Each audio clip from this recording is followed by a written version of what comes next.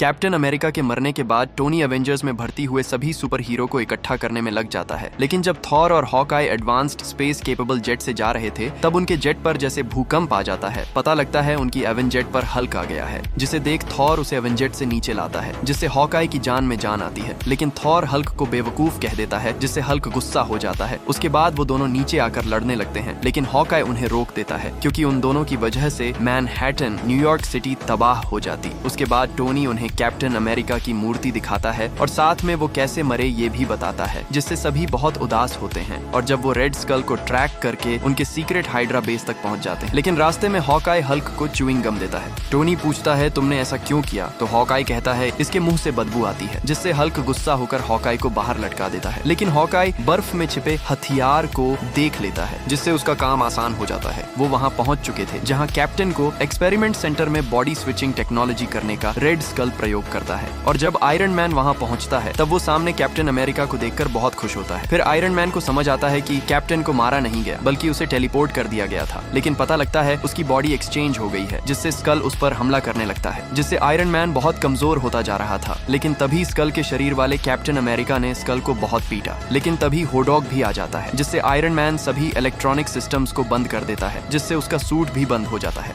जिससे school iron man को जान से मारने वाला ही होता है कि वहाँ फैल्कन आकर स्कल को रोक देता है। उसके बाद सभी एवेंजर्स एक होकर उन सभी से लड़ते हैं और आयरन मैन कैप्टन और स्कल की बॉडी को एक्सचेंज कर देता है, जिससे वो पहले जैसे हो जाते हैं। लेकिन तभी वहाँ होडॉग आयरन मैन के सूट के सभी हिस्सों को अलग कर देता है, यहाँ तक कि उसके आर्क रिएक्टर को भी, और आयरन मैन का सूट रेड स्कल लेकर होडॉग के साथ टेलीपोर्ट हो जाता है।